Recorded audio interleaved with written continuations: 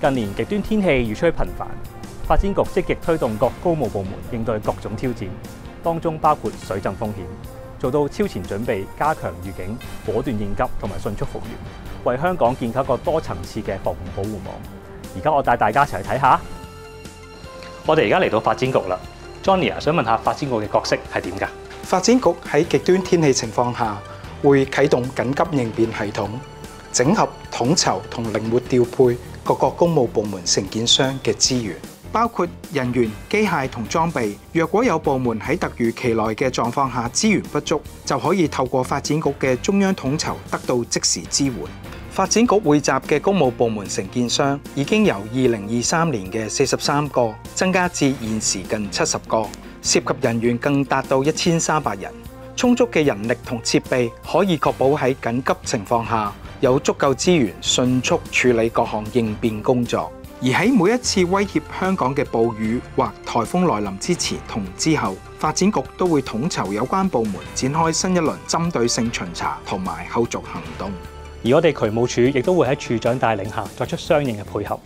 處長啊，想問下詳情係點嘅呢？每當惡劣天氣嚟臨之前，例如熱帶氣旋，我哋會同管理層嘅同事召開緊急應變會議，制定應對嘅策略。為咗應對呢一次超強颱風，渠務署聯同土木工程拓展署同埋民政事務總署召開聯合記者會，向市民發出可能出現嚴重水浸同埋風暴潮嘅預警。我哋首次利用咗最新自主研發嘅鳥立式系統，幫我哋進行水浸風險評估。而呢一套系統咧，可以利用天文台嘅數據，例如降雨量啦，同埋風暴潮嘅預測，透過水力模型嘅計算同埋分析，能夠識別出高水浸風險嘅地區，例如大澳同埋鯉魚門。我哋就可以制定出針對性嘅預防措施，包括安裝擋水板、提早派遣排水機械人駐守，同埋向市民提供大量嘅沙包。除此之外，我哋近年仲使用咗臨時沖水式擋水壩協助擋水。擋水壩可以因應需要屈曲同埋加高，適合放喺唔同嘅地方使用。除咗日常嘅清渠工作，每當收到香港天文台嘅預警，渠務署會派出緊急應變隊伍，到大約240個容易淤塞嘅地點進行及時清渠。而今年更加將隊伍嘅數目增加至200隊。而家我哋一齊了解一下緊急應變隊伍嘅清渠工作啊！我哋收到提示之後，我哋一隊都會去指定地點通渠。我哋開渠蓋之前咧，我哋會擺個警告牌落去嘅，跟住咧試下氣體啊，開咗蓋咧，我會把井冚住，防止工人或者市民下墮。跟住我哋屬於通渠啦。有時啲渠道咧比較多淤泥咧，我哋會花好多氣力先完成到嘅。有時都要出動高滑水車嚟幫手嘅。同時間，我哋嘅緊急事故控制中心會即時啟動。喺我身邊就係有份多謝嘅 Chris。我想問你工作係點樣㗎？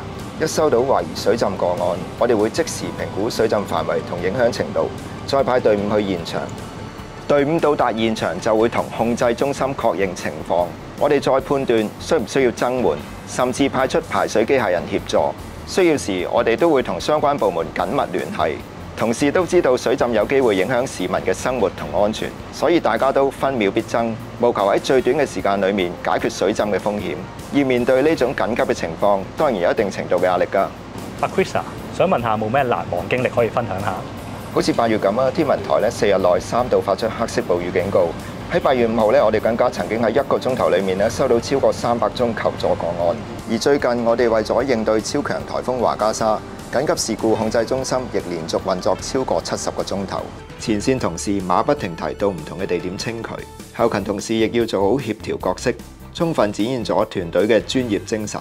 今年我哋引入咗強力排水機械人、龍吸水同埋小雨系列，加強處理水浸嘅能力。機械人喺暴雨前已經分佈喺各區嘅應急運作基地後面。今年4月起，呢啲機械人已經出動咗超過2600個鐘，成功協助今年嘅水浸個案喺1至2個鐘內完成處理。我哋會按水浸情況、嚴重性同埋地形環境去決定出動邊一種機械人。好似龍吸水咁啦，佢嘅最高排水量可以達到每小時800立方米，相等於1/3個標準游泳池。同埋佢採用履帶式設計，可以應對樓梯同埋斜坡等複雜嘅地形。同時需要透過同事專業嘅判斷去確認合適嘅排放位置，將水由水浸嘅低位泵至較高同埋較大嘅排水系統作排放。而小雨1號就具備水陸兩用功能，可以浮喺水面操作嘅。要出動啦，Ronald。咁行。我知道只要喺安全情況下，就算8號風球，你哋都會風雨不改咁出動，好似上次超強颱風橫加沙襲港嗰陣時咁。係啊，我哋同班工友同埋龍吸水一早已經到場，嚴陣以待，隨時支援排水。嗰日朝早就個水位好高啦，咁啊海水要浴到灌啦，咁我哋就即刻用龍吸水喺村口度將啲海水排翻走啦。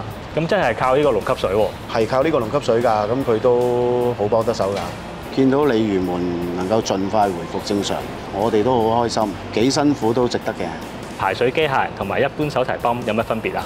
其實我哋以前用人手同埋用手提泵咧，個速度就慢啦，同埋吸完一個位之後又要搬位啦。咁但係我哋依家用咗龍吸水之後咧，佢比起普通個水泵咧，龍吸水起碼快咗超過10倍以上嘅，因為我哋可以一路泵低，一路行前，一路咁繼續泵低佢咯，個排水量就快好多啦。渠務署會繼續提升本港喺氣候變化嘅整體防洪能力，發展局亦會加強促進跨部門協作，確保香港能夠成為一個具防洪韌性嘅城市。